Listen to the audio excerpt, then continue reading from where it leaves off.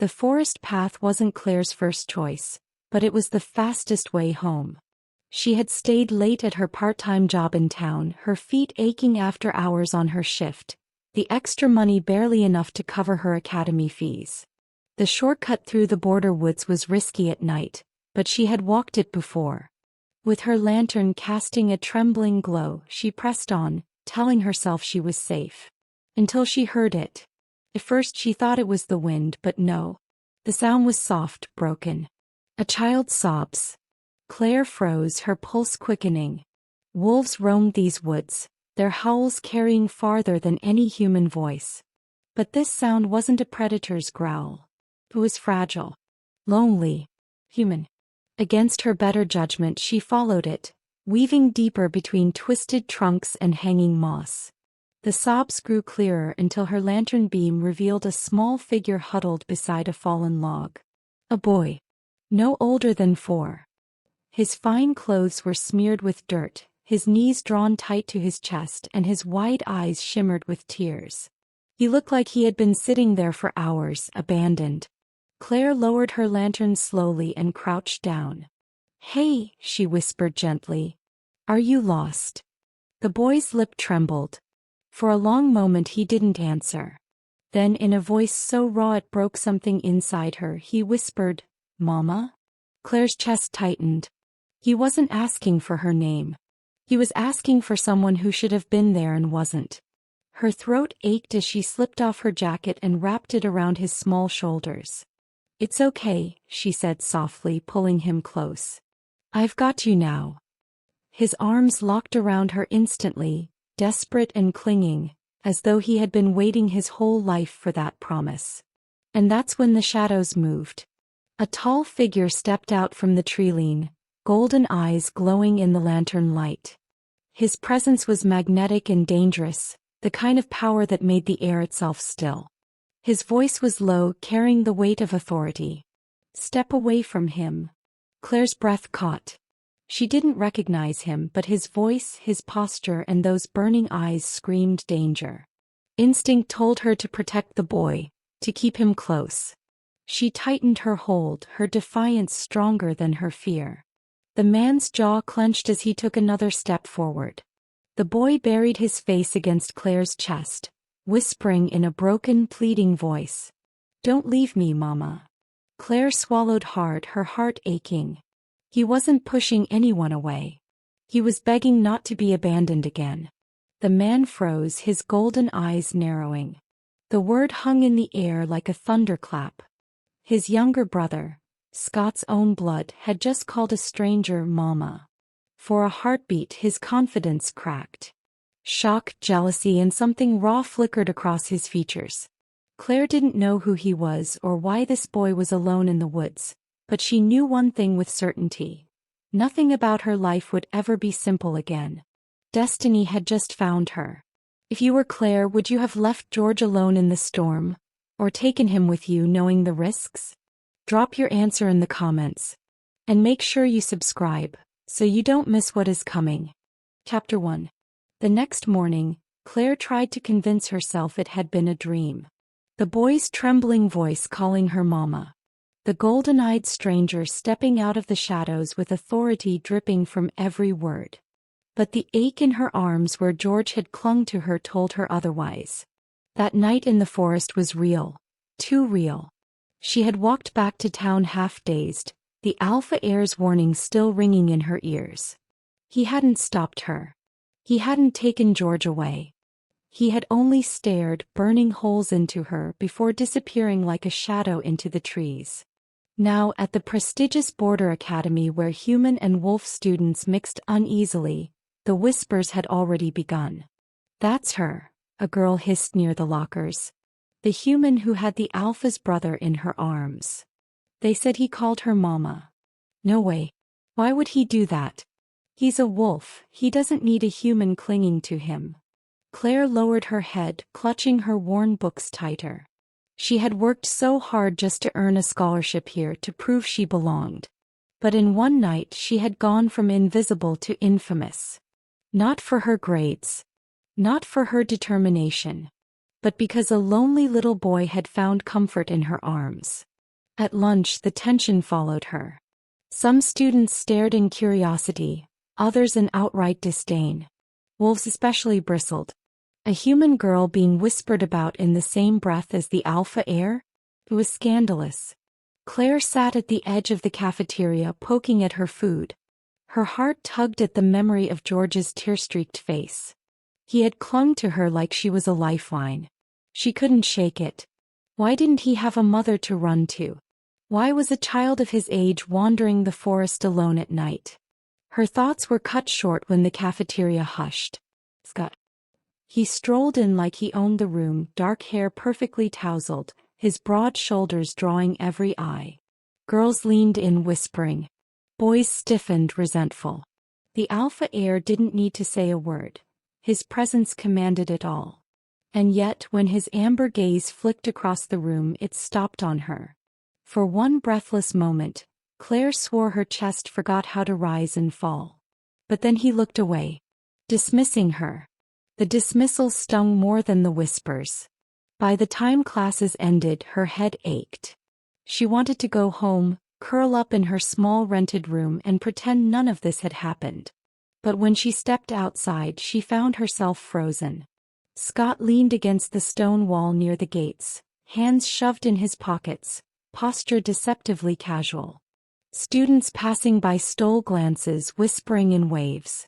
"You," he said, not even raising his voice, but the command in his tone sliced through the noise.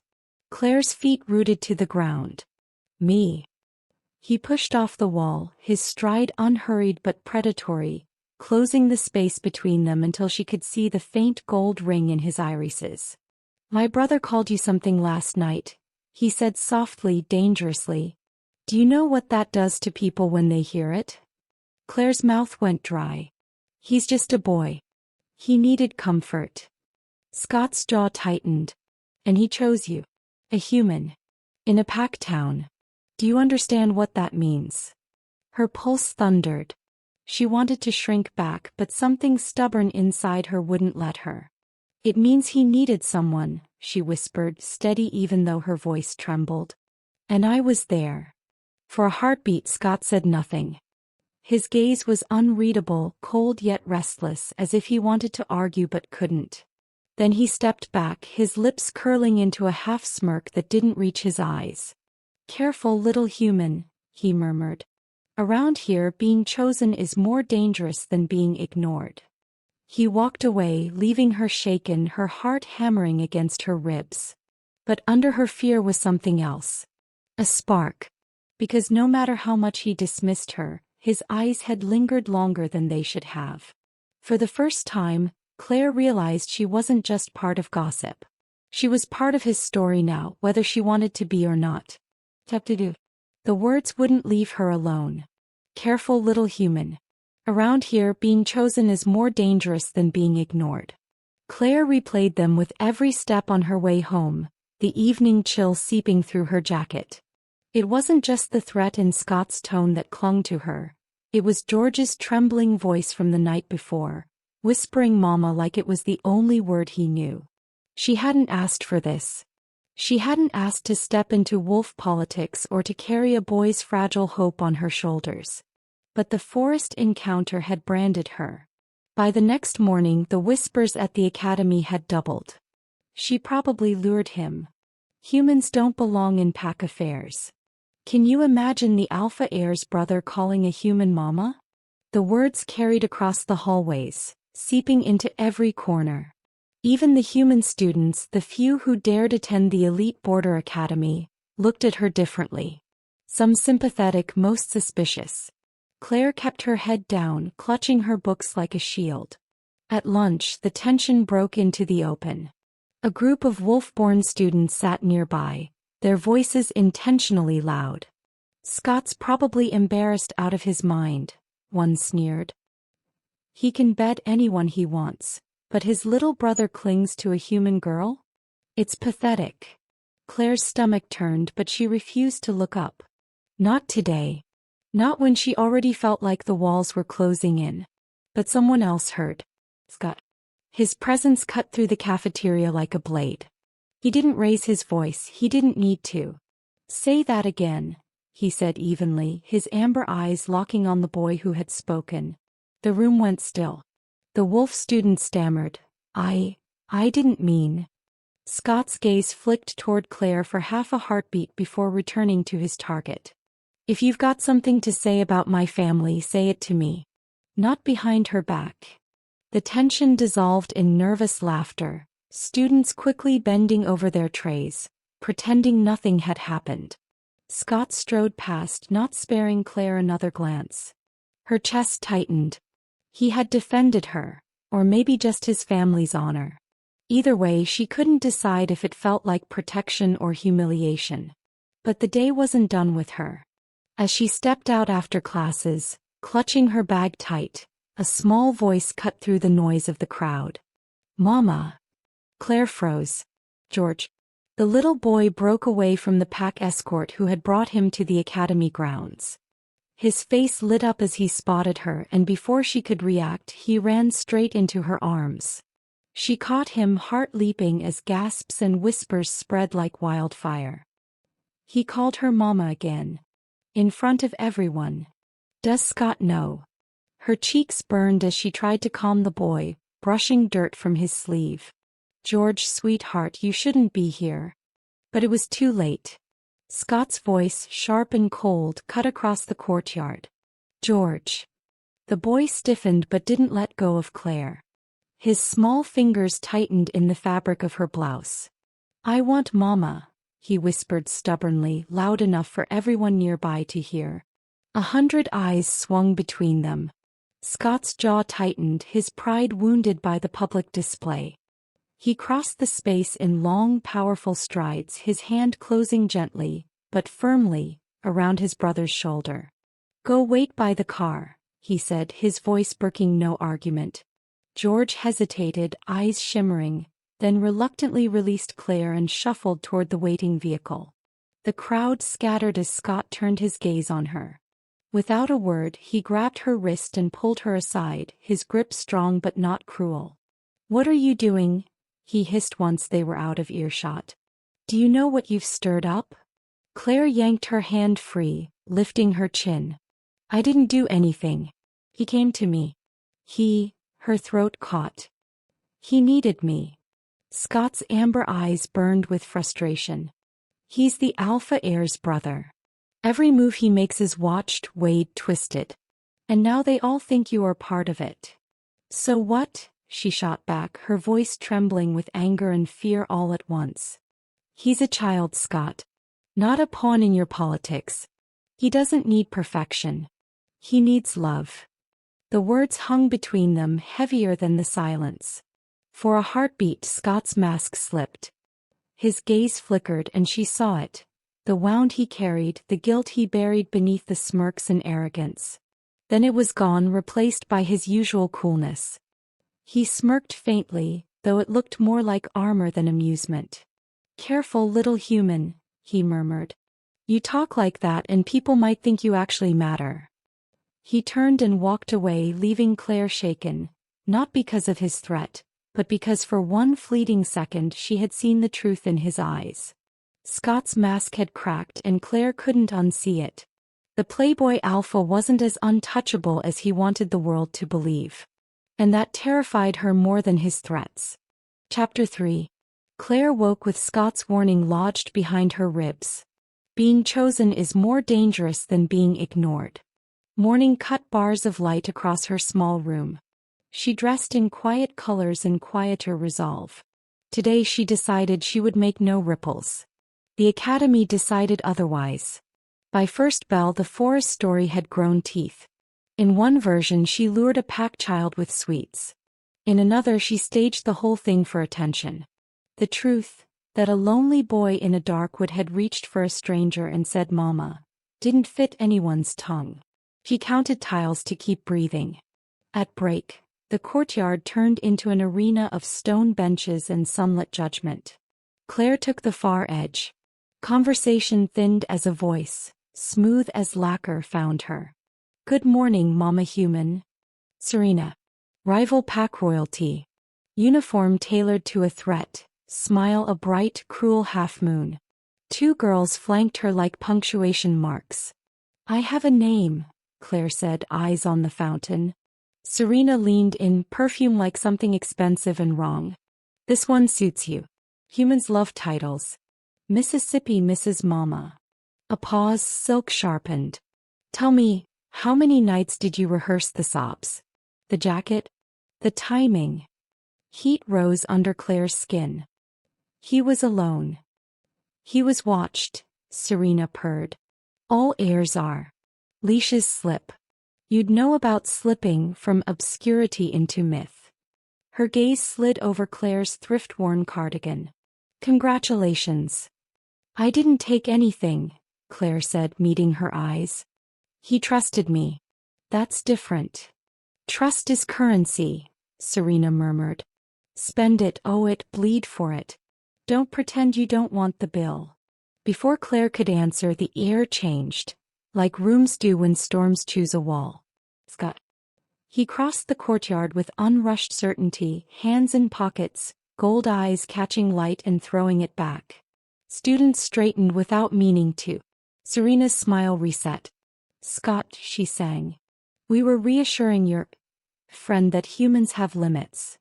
His laugh was soft, unkind to the idea. Everyone here has limits. That's why you like circles. Nervous chuckles. Claire hated that part of her wanted to laugh too. Serena didn't blink. Crowds have memories. They remember who insults a pack's dignity. A child calling mama where he shouldn't. Her glance nicked Claire. A tick fluttered and vanished along Scott's jaw.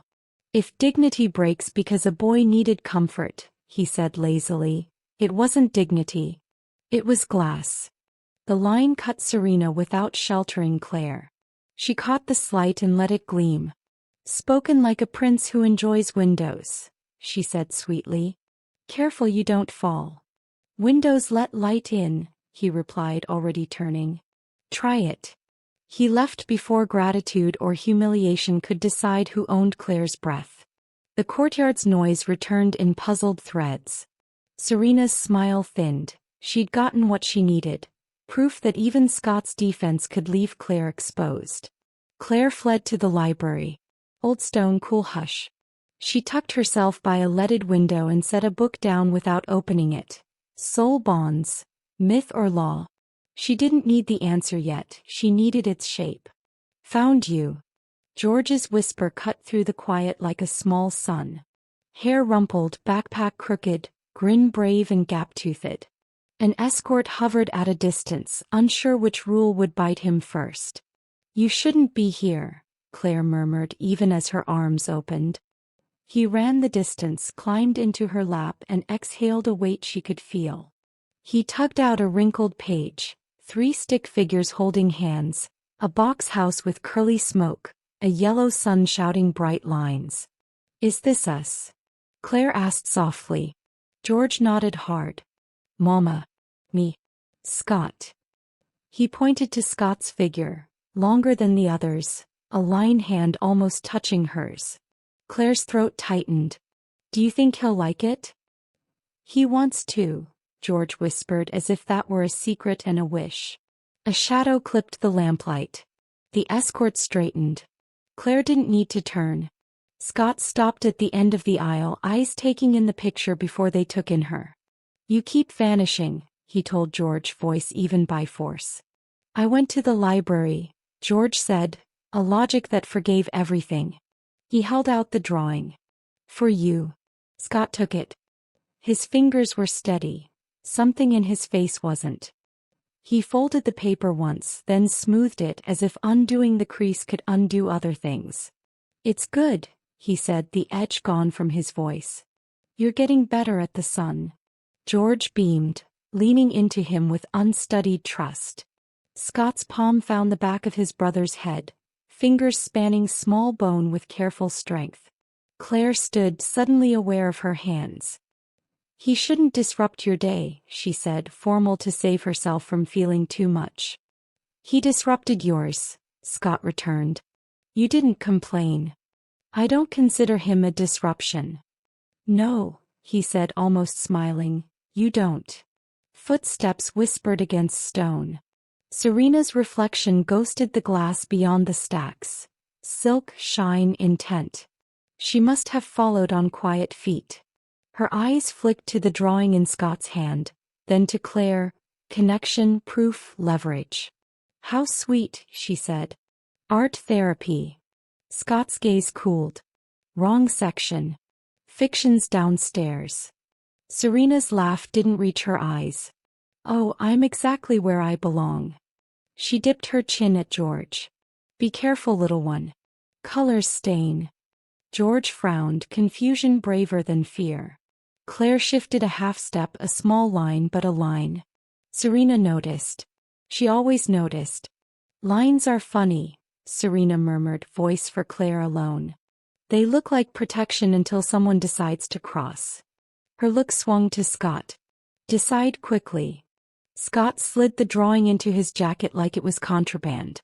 I already did. Did you? She asked, delighted.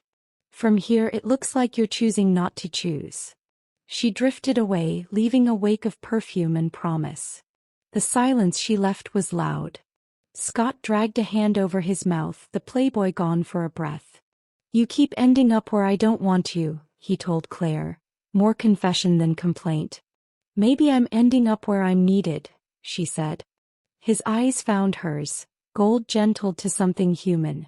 A choice flickered there, raw, unpracticed. He didn't speak it. He put his hand on George's shoulder instead. We're leaving. George squeezed Claire's fingers one more second, the kind of second that lingers, then let go, trusting that letting go didn't equal lost. They reached the aisle's end. Scott paused, not turning. The drawing had a house. Houses are easy to draw, Claire said, smile small. And hard to deserve, he answered almost to himself. Then he was gone, his brother in orbit, the library remembering how to breathe. Claire sat. The book on soul bonds waited, patient. She didn't open it. She already knew something law books couldn't teach. A bond sometimes began with a child's certainty and a man almost reaching. Outside, long shadows crossed the courtyard. Serena, a dark stroke of motion, spoke to two older students whose loyalty could be leased by fear. She glanced up at the library window and smiled like a problem solved in advance. Serena has seen the proof of a family forming, the drawing in Scott's pocket, the boy in Claire's arms, and walks away with a plan. The next time Claire's name is spoken, it won't be a whisper. It'll be a snare. Chapter 4. Sleep didn't hold. It skimmed Claire like a stone over water and left her staring at the ceiling, hearing Scott's parting line over and over. Houses are easy to draw. And hard to deserve. Was that a warning? A confession? Or a door he refused to touch? By morning, the academy felt like a stage she hadn't auditioned for. The whispers returned with new costumes. Serena's testing her, there'll be a dare, watch her fold. Even the humans kept a careful distance, as if belief in kindness were contagious and punishable. In History of Accords, a wolf-born boy raised his hand and without taking his eyes off Claire asked, Professor, what were the consequences the last time a human interfered in pack affairs? Snickers. A few glances, eager, mean. The professor cleared his throat. We study precedent, not rumor. Precedent starts with rumor, the boy said, still staring. Claire stared at her notes until the ink blurred. She would not give them tears. Between classes, Serena passed with an entourage, her voice pitched to carry. Tests are merciful. They separate fantasy from structure. A sidelong look at Claire. Some people prefer to live inside their drawings. Laughter followed like a leash. Claire lasted until last bell, then escaped down the side stairs to the old cloister where ivy combed stone and the air felt older than argument. She let her back hit the wall and breathed into the ache behind her ribs. Stop letting them write your lines. Scott's voice spun the courtyard. He stood at the arch, hands in pockets, the kind of casual that's built like armor. Gold in his eyes, the thin white scar at his temple catching light. Small proof he bled like other things. I'm not letting them, Claire said. They take them. He stepped closer. Then stop handing out paper.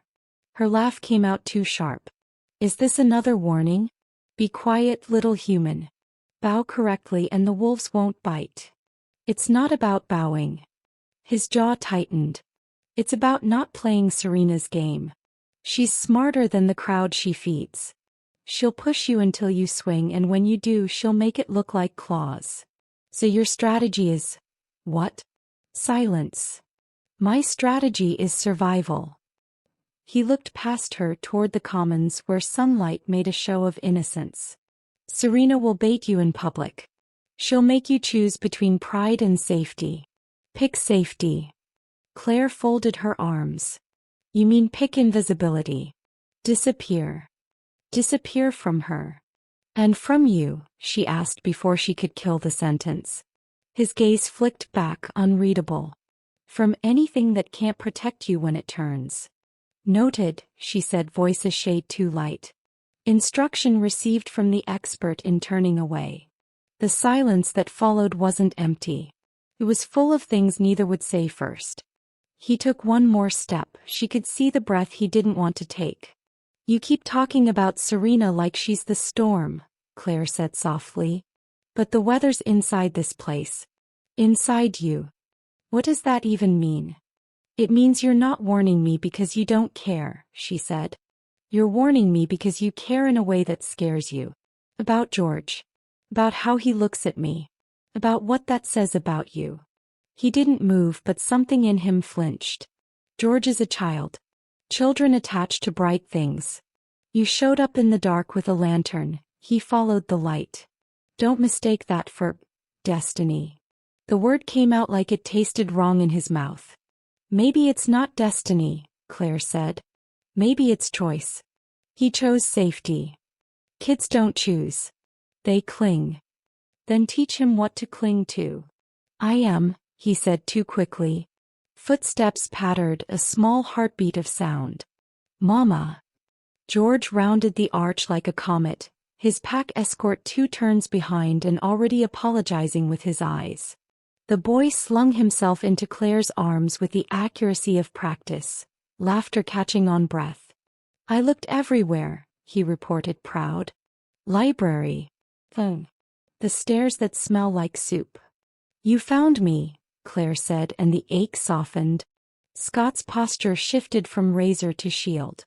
George, he warned, gentler than his tone wanted to be. You can't keep running off.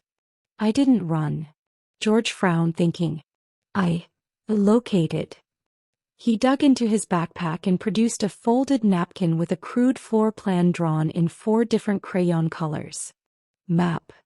Despite herself, Claire smiled. A map to me? A map to home, he corrected, solemn. He looked up at Scott. Can Mama come to our house? So she doesn't get lost? We have rooms with no stuff in them. She can pick one. The courtyard seemed to lean closer. A pair of upper years slowed their walk to eavesdrop. A teacher's conversation hiccuped and rebuilt itself as silence. News moved here like perfume, unavoidable and invisible until it wasn't. Scott's jaw worked. No, he said, and the word was too sharp. George stiffened like a small animal under a sudden shadow. Regret flickered across Scott's face, there and gone.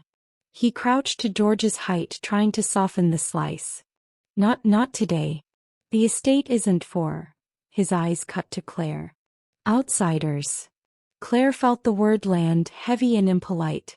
George's mouth twisted, brave failing. But I made the map. I know. Scott touched the napkin. It's good work. He looked up at Claire like a man checking a wound he deserved. But there are rules. Whose? Claire asked, quiet but iron. Yours. Or the ones you hide behind. He straightened. Authority climbed his spine like a ladder. You don't understand how quickly this becomes blood. One misstep and Serena turns a visit into a tribunal. You think I'm cruel because I say no? I'm trying to keep him from being the weapon she uses to cut you. You're trying to keep yourself from having to choose, Claire said, between what they expect and what you want. What I want, he said, careful as glass, doesn't matter. It does to him. She nodded at George, whose small hand was still fisted in the edge of her coat. It does to me. A few students had fully stopped now, pretending interest in a vine. Wolves scent attention like metal. Serena must have smelled it from 3 corridors away. She appeared at the edge of the cloister, alone for once, as if she wanted witnesses without interference. Her smile was small and private, a dagger she kept under her tongue. Sweet reunion. Her gaze flicked to George. Little prince, you keep dropping your leash. George pressed closer to Claire. I have a map, he said, defensive and precious. Serena's eyes warmed with something like delight. I do love maps. They tell you where the soft things live. Scott turned, all heat and no glow. Enough. Of course, she said lightly. I'd hate to interrupt a family discussion. He let the word hang, bait and brand. Then to Claire, as if offering tea. We're hosting a traditions exhibition tomorrow. You should come. Learn what houses are made of when they aren't drawn. Claire opened her mouth, but Scott stepped in front of the answer. She's not attending. Serena's brows ticked up. You choose for her now? I choose safety, he said. Serena's smile sharpened. Safety's a lullaby sung by wolves who eat after dark. She dipped her head to George, too kind. Bring your map, little one. It might help her find exits. She left with the air of someone who'd already gotten what she needed. A crowd, a cut, and a clock running. Scott exhaled, a sound that wanted to be a curse. He took George's hand, gentling his fingers around the small palm. We're done here. George looked up at Claire, panic rustling. You'll come later? Please. Every instinct screamed yes. Claire met Scott's eyes instead. Tell him why the answer is no. Scott's throat worked. Because the world isn't kind. Then be, Claire said. For once. He flinched like she'd found the unarmored inch. Kindness is how they take your throat. No, she said. Cowardice is. The words landed. The air thinned. For one raw heartbeat, Scott looked like a boy who had tried to build a fortress out of silence and discovered silence has doors. He turned to the escort, voice cool again. He's with me. If he steps out of your shadow again, you're finished. The man nodded, pale. Scott faced Claire one last time. Don't go to Serena's show. Claire lifted her chin. If I don't, she wins without playing. And if you do, he said, she plays with knives. Then teach me how not to bleed, she said. Or get out of my way. Gold flared in his eyes. The wolf, the heir, the man dividing himself into parts he could survive. He didn't answer. He led George away, the boy's head twisting for one last look. The napkin map crumpled in Scott's fist like a small, stubborn truth. Claire stood until the cloister emptied and the ivy remembered how to rustle without witnesses. She pressed her palm to the wall as if the stone could lend her spine. Above, in the shadow of the balcony, Serena watched with a satisfied patience. She pulled a slim envelope from her blazer. Cream paper, embossed seal. Council of Elders, Traditions Exhibition Special Demonstration, and slid a second card in behind it, one bearing Claire's name in a hand that wasn't hers. Scott forbids, Claire defies, and Serena, seeing the crack, prepares her trap in ink and ceremony. Tomorrow's exhibition won't be a lesson. It will be a cut. Chapter 5. The envelope appeared in her satchel between morning classes. Cream paper, embossed seal, her name written in a neat hand that wasn't hers. Claire turned it over twice before sliding the flap open. Inside, Council of Elders, Traditions Exhibition. Invitation, Claire. Her stomach sank. She hadn't agreed to this. She hadn't even heard of students being singled out before. But if she refused to attend, the whispers would twist into cowardice. If she went, she could be walking straight into Serena's game. By noon, the academy was humming with the same word. Exhibition. Wolf and human students alike speculated what Serena had planned. They'll make her fail some ritual, one boy laughed. Show she's nothing but a stray. Claire kept her eyes on her desk, but her pulse refused to calm. The great hall had been dressed in banners and firelight, its vaulted ceiling echoing with voices. Elders sat in rows at the front, flanked by wolf enforcers, their presence heavy as law. Humans and wolves filled the seats behind them, curiosity sharper than ceremony. Claire slipped in quietly, her steps hesitant, but it was useless. Heads turned. Whispers followed. The human girl with the alpha heir's brother clinging to her. The one Serena had baited. And Serena was waiting. She stood at the center dais in a gown of midnight blue, smile gracious as a knife. "Welcome, Claire," she said, voice carrying across the chamber. "We are honored by your presence. As you know, tonight's purpose is tradition. Our rituals teach us who belongs, and who does not." Laughter rippled through the younger wolves. Claire's fists tightened, but she forced her chin high. "I didn't volunteer for this." "True," Serena said sweetly. "But sometimes destiny volunteers us. Would you care to demonstrate the offering ritual? Let the elders judge whether a human heart understands loyalty." Gasps, murmurs. The offering ritual was symbolic. A pledge to protect one's pack, tested by walking barefoot across a bed of burning coals, a wolf tradition dramatized for centuries. Wolves healed fast. Humans didn't. Claire's throat dried. It was a trap. She refused. She was weak. She accepted she could be scarred. The air shifted, heat before lightning. Scott. He strode down the aisle like he belonged in every shadow, eyes locked on Serena. "Enough." His voice cut the hall in half. "This isn't your stage." Serena's smile didn't falter. "Why not? The girl has already taken a role. Your brother named her Mama. The least she can do is prove she deserves it." The room buzzed. The elders leaned forward, silent but watchful. Scott turned to Claire, jaw tight. "Walk away. Now." Her heart hammered. Part of her wanted nothing more than to obey, to vanish before the heat touched her skin. But the other part, the stubborn, breakable part, refused to give Serena the satisfaction. "If I walk," she whispered, "she wins. This isn't your fight." Maybe it became mine the moment George called me Mama. The words hung between them, too loud, too dangerous. A small cry cut through the crowd. "Mama!" Claire's heart lurched.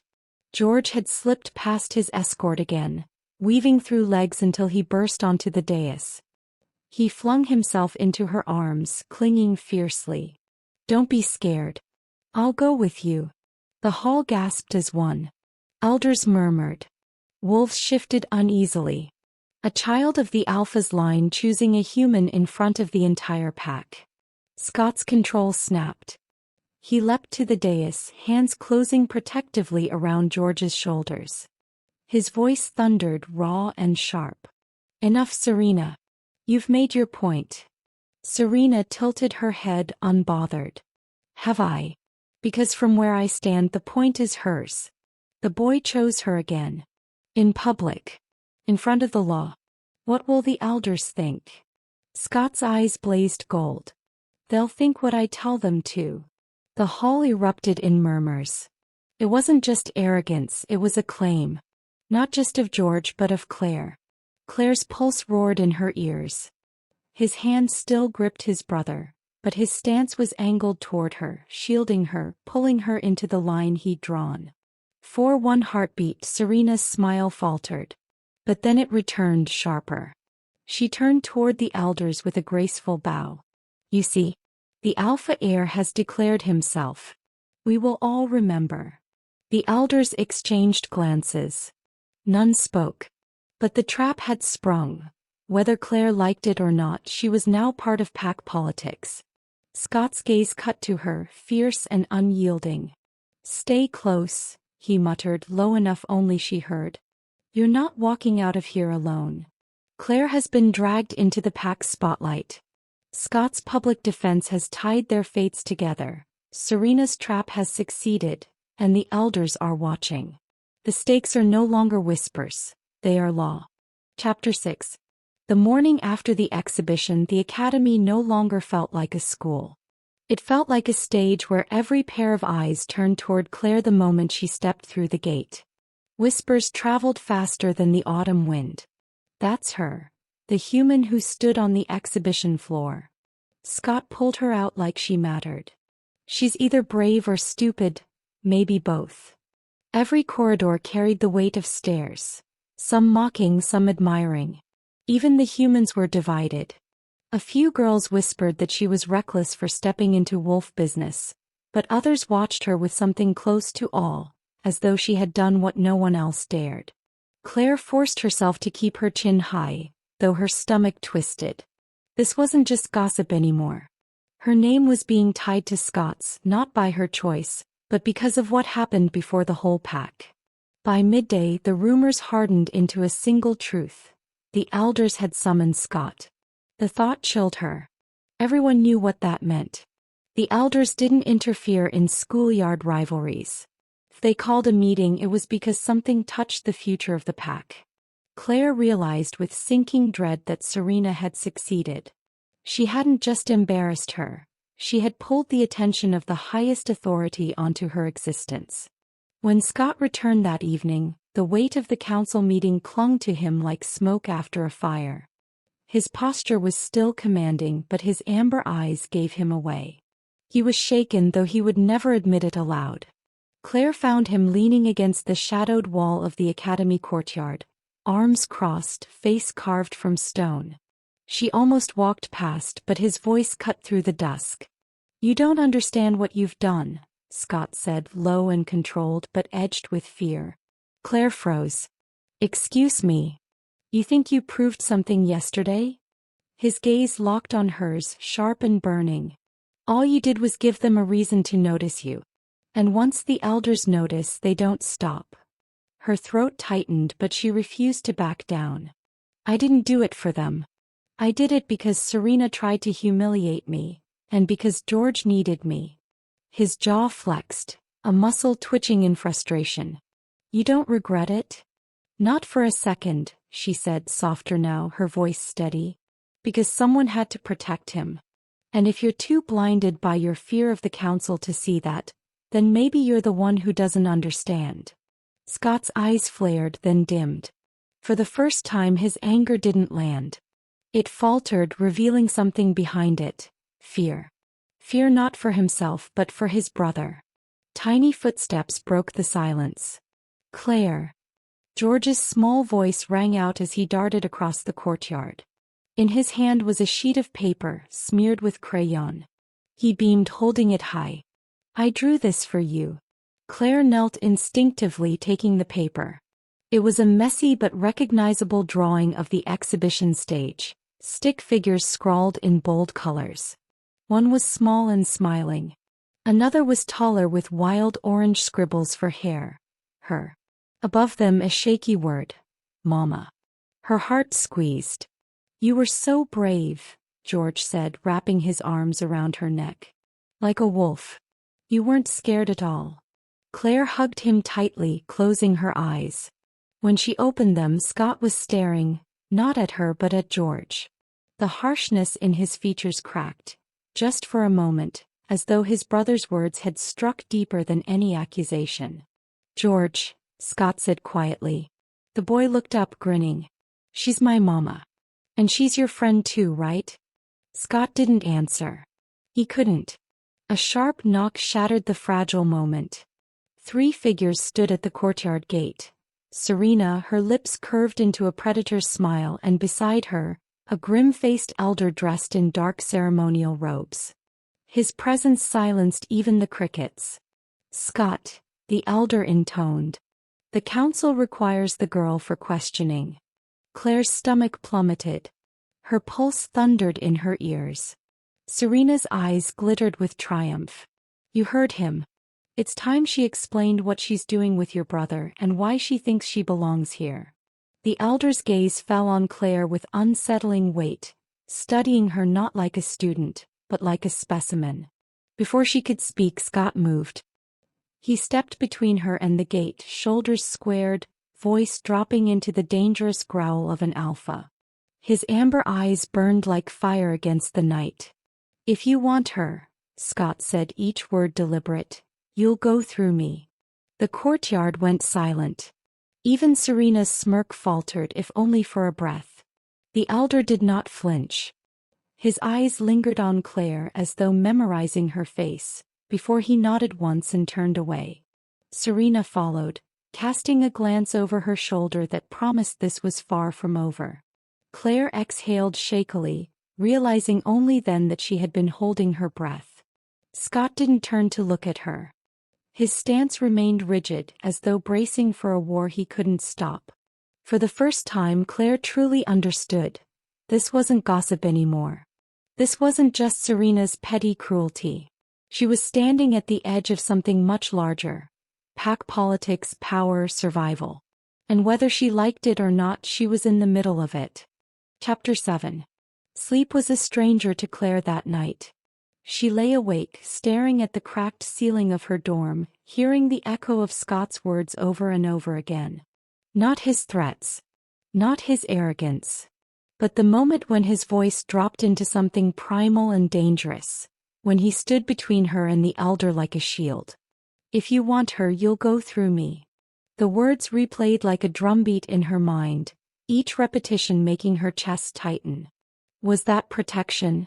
Or possession? Did he step in because she mattered? Or because his pride couldn't bear to let anyone else claim the narrative?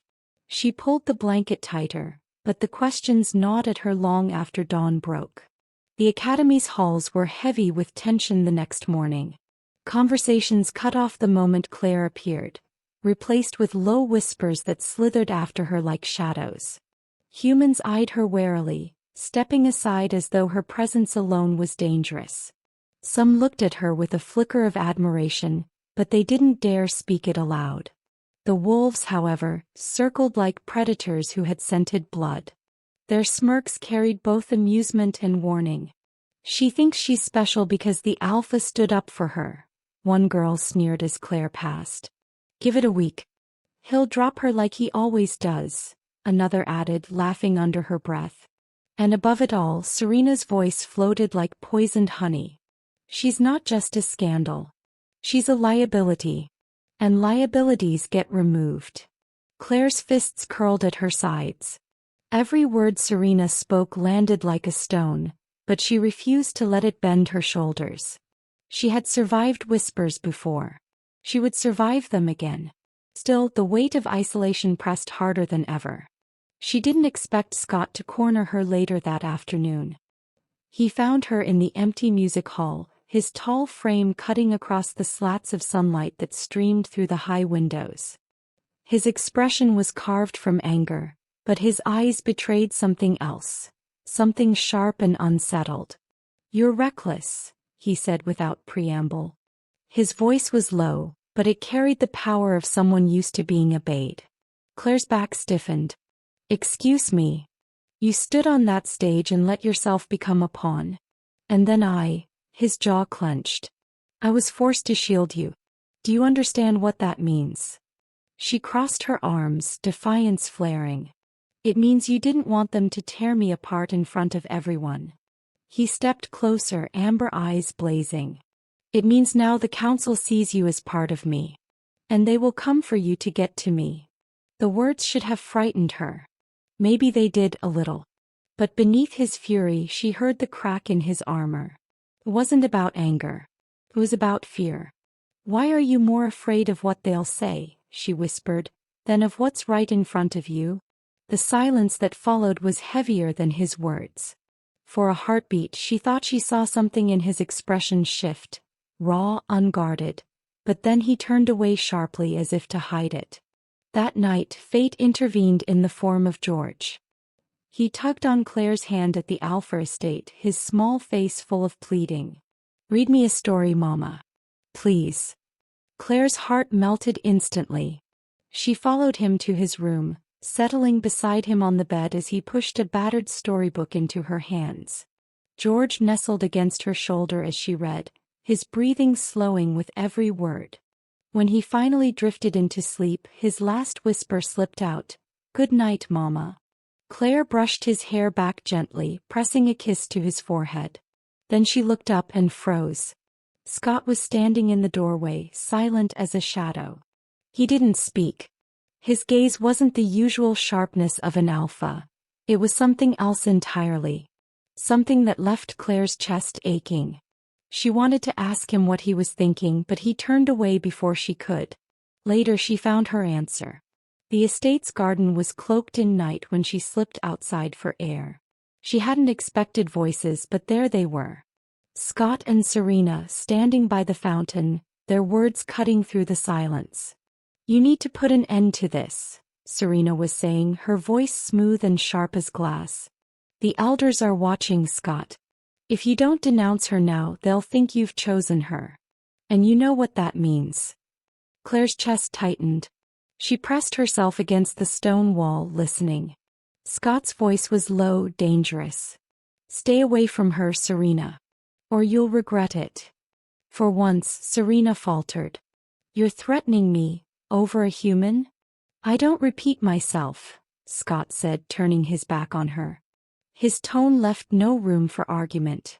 Claire's heart pounded. She had only caught fragments, but they were enough. Enough to know Scott wasn't just tolerating her presence. He was beginning to choose her. But at what cost? Chapter 8. Morning came heavy with silence, the kind that pressed against the walls of the Alpha estate and made every step echo. Claire felt it before she even left her room. The house wasn't alive with children's voices or servants moving quietly about their duties. It was a cage waiting for judgment. By the time she reached the kitchen, whispers had already traveled faster than her footsteps. The elders had sent word. They wanted a formal audience. Not tomorrow, not in some distant, manageable future.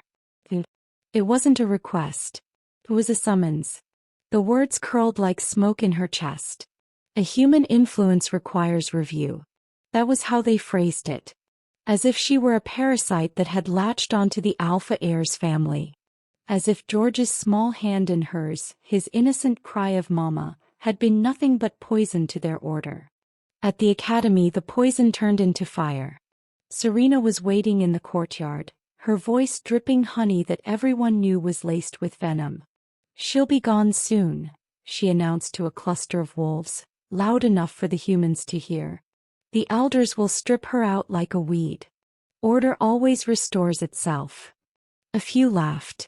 Others glanced at Claire, their eyes sharp with judgment. Wolves smirked, whispering things like, "Dead girl walking," and "The Alpha won't bleed for her." Even the humans who had once looked at her with admiration now avoided her gaze. Their silence stung more than the wolves' cruelty. Claire gritted her teeth and walked past them, her heart pounding but her chin lifted. Every step was a defiance she didn't feel. She found Scott waiting for her after class, his posture taut, his expression unreadable. He didn't waste time with pleasantries. "You're not going," he said flatly. Claire blinked. "Excuse me. The elders' summons. I'll handle it." His eyes burned into hers. "You stay out of it." Something inside her snapped. "So what, I just sit in a corner while they decide my fate like I'm not even human? You don't understand what they're capable of." His voice was low, dangerous, vibrating with fear he refused to name. "If you walk into that chamber, they won't just question you. They'll tear you apart piece by piece until there's nothing left. And he broke off, fists clenched at his sides. "I won't let that happen." Her voice softened, trembling but steady. "You can't protect me by erasing me. I won't be hidden away like your shameful secret." The words hung between them, sharp as blades. Scott's jaw tightened, his breath ragged. For once, the mask of the untouchable Alpha heir faltered, and what slipped through wasn't arrogance. It was desperation. That night, as the house simmered with tension, George padded into Claire's room with something clutched tightly in his hand. His hair stuck out in tufts, his eyes wide with the kind of earnestness only a child could carry. "Here," he said, thrusting it forward. It was a small wooden wolf, crudely carved, the edges uneven but recognizable. He must have spent hours working on it with his small, clumsy hands. "It's you, Mama," George explained. "You're braver than the wolves." Claire's throat tightened. She pulled him close, hugging him fiercely as if her arms could shield him from all of this. Over George's shoulder she saw Scott watching from the doorway, his expression unreadable, but his eyes betrayed him. They flickered with something raw, something fragile. George wriggled free, yawning. "Don't be scared," he said, curling up on Claire's bed as though the world wasn't spinning toward ruin. "You're my mama. You're the bravest." He fell asleep with the wooden wolf clutched in his small hand. By dusk the tension snapped. A messenger arrived at the estate, dressed in the dark formal robes of the council. His voice carried the weight of command as he read the decree aloud in the entry hall. "The elders will hold audience tomorrow night. Attendance is mandatory." Scott stood rigid as stone, but Claire felt the fury radiating from him like heat. The moment the messenger left, Scott's control cracked. He swept an empty glass from the table, shattering it against the marble floor. The sound rang like thunder through the house. "No one," he growled, his voice shaking, "will take George. No one will take you." His eyes, blazing amber, locked on Claire as if daring her to doubt him. For the first time she saw what lay beneath his arrogance. It wasn't just pride. It wasn't just control. It was terror. The kind of terror that belonged to a man who had already lost too much and couldn't bear to lose again. She wanted to reach out, to touch his arm, to say something that might untangle the storm inside him. But the moment passed. His mask slid back into place, his shoulders rigid, his voice silent. Outside, in the cold dark beyond the estate walls, Serena watched. She stood among the shadows, her lips curved in satisfaction as she whispered to herself. "Good. Let him fight the elders. It will destroy him, and her." Chapter 9. The night of the hearing was colder than any winter Claire had known. The Alpha estate blazed with torches, their flames flickering against stone walls that seemed older than time itself. Shadows stretched across the courtyard as wolves gathered, their whispers rising like a tide as Claire was escorted through the gates. Inside, the grand hall looked less like a chamber of law and more like a throne room. High-backed chairs lined the dais where the elders sat, each robed in black trimmed with silver, their eyes hard as obsidian. Wolves filled the benches to either side, every face turned toward her, their stares sharp enough to cut. Claire's heart pounded, but she forced her steps to remain steady. He would not let them see fear. At the front, Scott stood rigid, his jaw clenched, his amber eyes already burning with the kind of defiance that dared anyone to challenge him. When their gazes met for a moment, her pulse slowed. He wasn't just here. He was waiting for her. The first elder spoke, his voice low but resonant, filling the hall. "Claire, human. You stand accused of interfering in pack matters. You sheltered the Alpha heir's brother without consent. You allowed him to call you Mama. You stepped into our exhibition, a place reserved for wolves. Why should you not be removed from this territory immediately?" A murmur rippled through the room. Serena leaned forward from her seat, her smile sharp and triumphant. "She has weakened him," Serena purred. "We all saw it. The Alpha heir bending before a human. If she remains, she will tear this pack apart." Gasps and snarls rose. Wolves shifted uncomfortably, humans shrank into silence. Claire swallowed hard, her nails digging into her palms. The weight of the chamber pressed against her, heavy as stone. Scott stepped forward, his voice cutting through the noise. "She has done nothing but protect my brother. If you want to talk about weakness, look at the wolves who abandoned George long before she found him."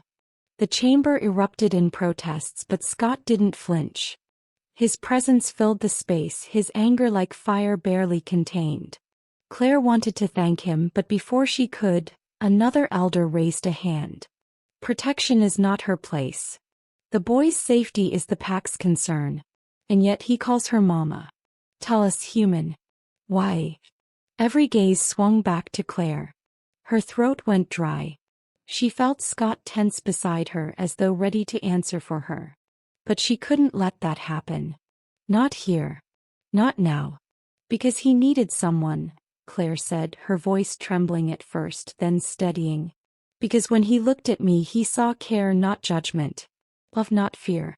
If that is my crime, then I accept it. The hall went silent, the words hanging heavy. Scott turned sharply toward her, his eyes flashing. You shouldn't have said that. She lifted her chin, meeting his gaze with quiet defiance.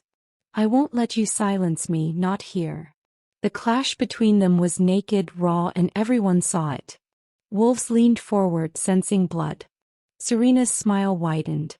Then a small voice pierced the silence. Leave her alone. Gasps rippled as George wriggled free from an attendant's grip and darted to the center of the chamber. His little chest heaved, but his eyes were clear as glass. He clutched his carved wooden wolf in one hand. She's my mama, George declared, his voice high but unwavering. She makes me feel safe. He makes me happy. He didn't. She did. The hall froze. Even the elders, unmoved stone carved into flesh, shifted uneasily. The innocence in George's words cut deeper than any argument. Claire bent to catch him as he flung himself into her arms, pressing his face into her shoulder. Her own eyes stung, tears threatening. She whispered, "It's all right, sweetheart. I'm here." But the moment shattered with a cold voice. She must be removed, one elder said firmly. The boy's attachment is unnatural. Dangerous. She cannot remain in his life. Claire's blood went cold. Her arms tightened around George, who whimpered softly. Scott's fury erupted. He stepped forward, his voice booming, echoing like thunder. Enough. Every head turned. His mask of control had fallen away, revealing raw rage. His amber eyes burned, his power filling every corner of the hall. You sit here talking about danger while a child begs for love. You talk about weakness when a human did what none of us could. You think destiny is a game to mock, but I've seen it. George chose her. And maybe, his voice cracked, raw and unguarded. Maybe I have too. Gasps filled the chamber. Serena's smile faltered. The elders stared, stone-faced, but their silence was more damning than any outburst. Finally, the eldest among them leaned forward, his voice cold. Careful, Scott. Your words border on rebellion. Continue down this path and it will cost you more than your pride. You could lose your claim as heir. The warning hung heavy in the air. Claire's stomach twisted. She clutched George tighter, her mind racing. The trial wasn't over. It had only just begun. Chapter 10. The morning after the council hearing, the air in the academy was alive with static. Students whispered in corners, wolves prowled the halls with restless energy, and even the humans moved with wary silence. Everyone knew the elders had not given a verdict. Everyone knew that silence meant only one thing. Something bigger was coming. By nightfall, the pack grounds were overflowing. A gathering had been called under the crescent moon and no one dared to miss it.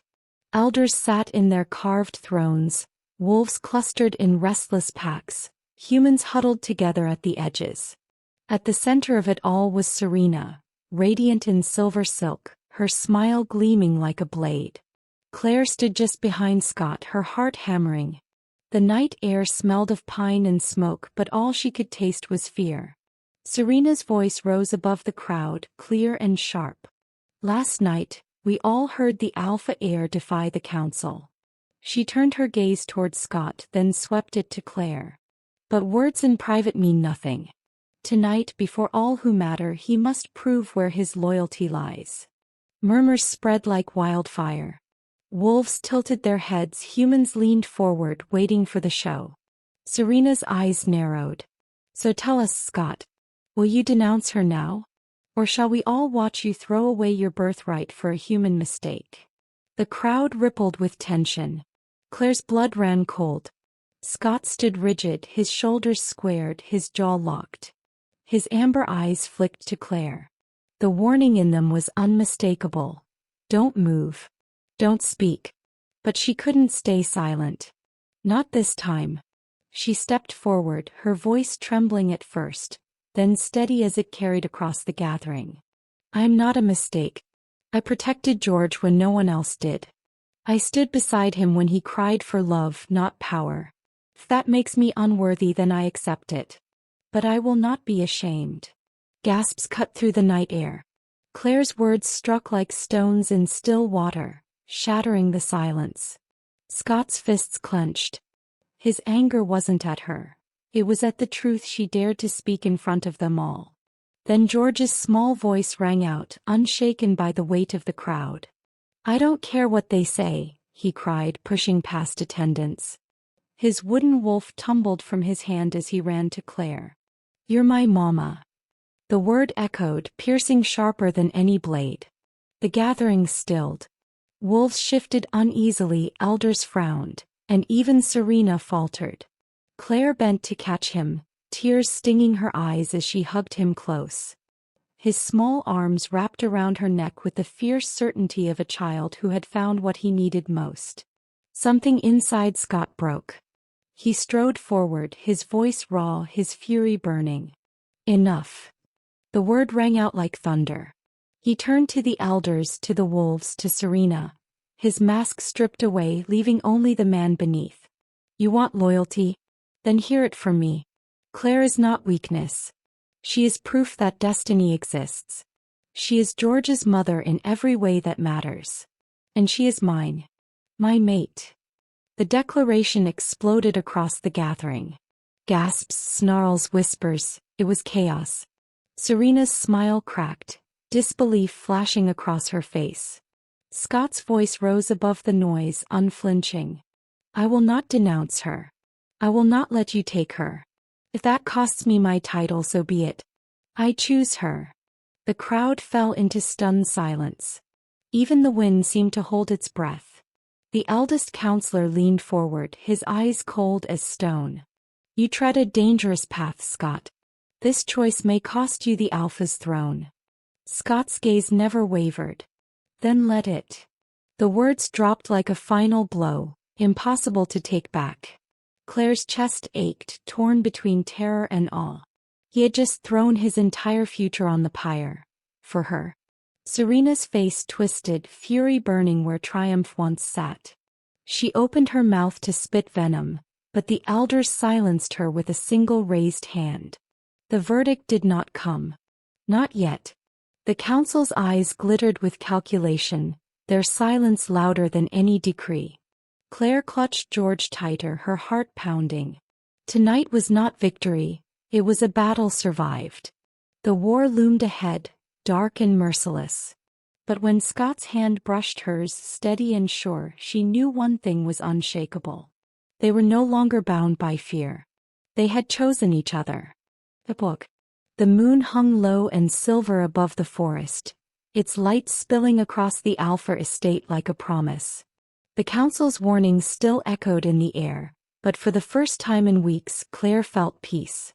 Not because the danger was gone, it wasn't, but because she wasn't facing it alone.